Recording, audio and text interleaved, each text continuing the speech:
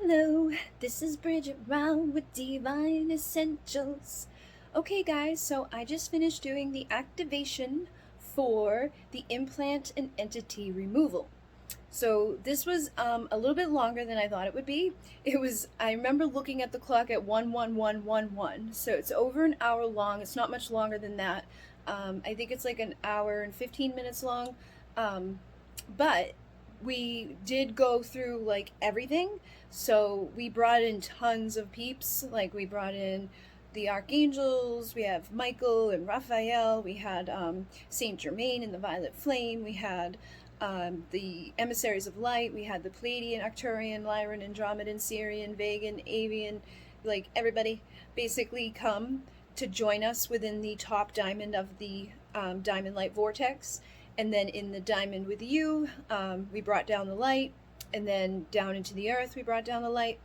But then we brought down the pillar, and when we brought down the pillar, we brought down the guides from the top diamond, and they come down the specific, guides for removing entities and removing any type of implant that you could have. And we started with the crown and basically look around and try to find anything that's like impacting your consciousness, anything that's impacting your thoughts, anything that is on a physical, emotional, spiritual, mental, whatever level it is. And then it could be from this lifetime or another lifetime. It could be things that you have kind of gotten yourself into, or things that society has delivered to you, or things that your family has passed down, whether it's from mom and dad or great great great great great great great great great somebody. Basically, anything, anywhere, on any level, we found it, whether it was an entity or an implant. And we did that at the crown. Then we went to the third eye, that anything that was impacting your vision, your perspective, the way that you look at the world, the way that you look at yourself. Then for the throat, anything that was keeping you from speaking your divine truth, anything that keeps you from hearing the truth. Sometimes we don't want to hear the truth, or sometimes we don't want to speak truth about how we feel, like when you feel a certain way about somebody, or if you feel like you're going to be looked at a certain way for feeling a certain thing, basically those types of things. Because we also, I forgot that part, we also, while they're scanning you, while they're searching for any implant, any entity, worked on beliefs. So while they're scanning your crown or your throat, you are scanning yourself, your mind, and any thoughts that come up, any beliefs that come up to like the forefront of your mind. That's something that you're going to want to out and create a new belief like in place of it. So if you believe that like, if I express my true feelings, people are going to make fun of me, get rid of that belief. Because if you believe that, you think that like being emotional is going to get you made fun of or whatever, it's likely that you're attracting people that are going to make fun of you for feeling a certain way. So switch that belief and switch up who you're attracting into your life, so that you attract mature, genuine, compassionate people, rather than immature, jokesters, or just people that aren't going to support you. And then we went down to the heart, and anything in there that was keeping you hindered or stuck or anything like that, any type of entity, any type of implant, and any type of belief to do with compassion, to do with love, like self-love, the way that you look, things like that, whether it's physical, emotional, spiritual, or mental.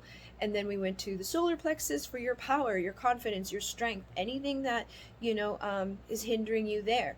Maybe you feel like you're not strong enough because you're a girl and you need to have other people in order to do certain things, which you don't have to believe that. And on the flip side of that, as a man, you don't have to feel obligated to do certain things that aren't there for you to do, but because it's a woman doing it, feeling obligated to do it. Yes, those things can be respectful, or they can be polite or whatever, but there shouldn't be like a expectation on like, hey, you're a dude, you gotta carry this, you know what I mean? Like, we shouldn't be feeling weaker just because of a sex, or feeling stronger because of a sex, or we shouldn't be putting expectations on people because of their sex. You don't know if some dude has like a hernia or whatever, and you're like, oh, what a dick, he didn't carry my bag. Like, well, maybe he can't.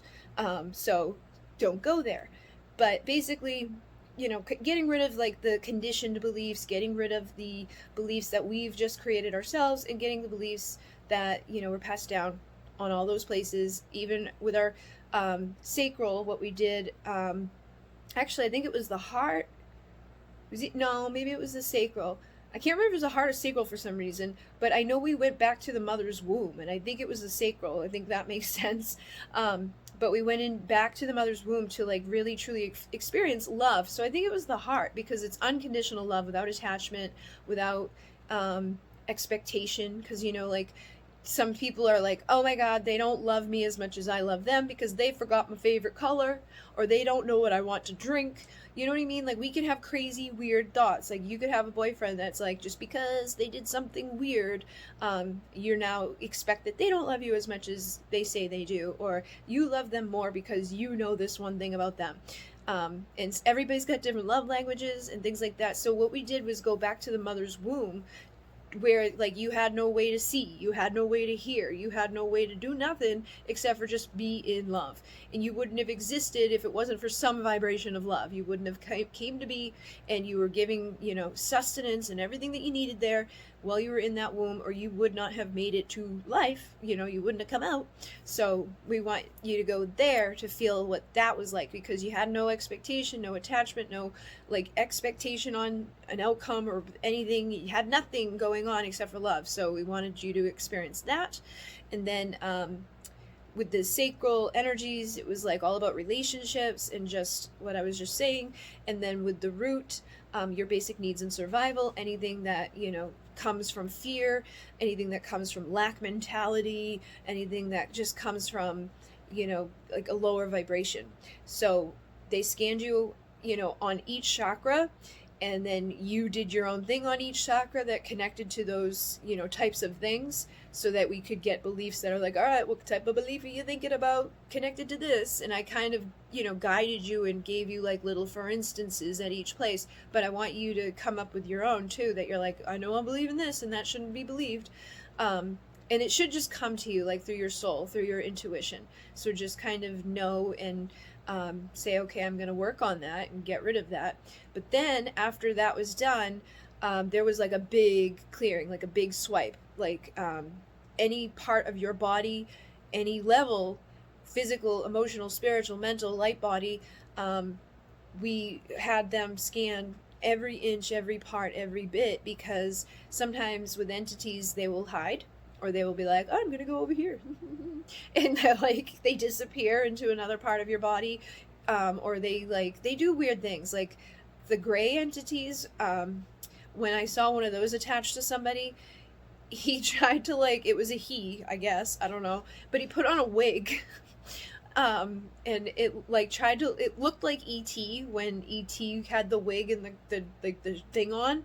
And all of a sudden, because I don't usually see either, and I was like seeing that, and I'm like, what the hell? I didn't even tell the person on the table that this was happening. Like, they had no idea that this was happening. But all they had known was that they weren't able to sleep for like weeks. And the mom had told me, like, you know, they were really depressed and things were getting worse for them. And I was like, okay. So I did the healing, and there was a freaking entity and a gray alien attached to it. But it was like trying to like pretend that it wasn't who I thought it was, and it was just weird. So things like that happen, and things will try to hide or try to like avoid leaving. So we scanned every inch of you from head to toe, every level, every body, and got rid of any entity, any implant, because implants can also be put in weird little tiny places. Like, you may even see some. Like, I know a lot of people who are like, I have no idea what this is, it just appeared and I had a weird dream and I don't know what this is.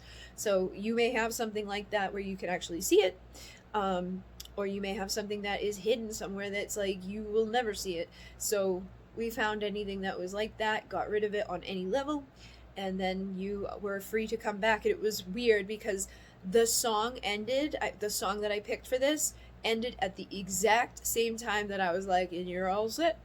And it was like, slowly got quieter, and I was like, okay. So it was perfect. Yeah. So hopefully you will enjoy this. The link is always in the description box for the activations. This one was a little bit longer because I saw 111. I'm just gonna do 1111, I think, and I don't know. I think that's fair.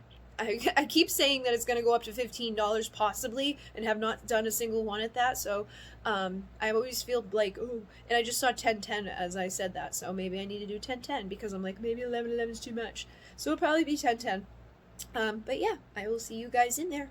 In Mune. Namaste.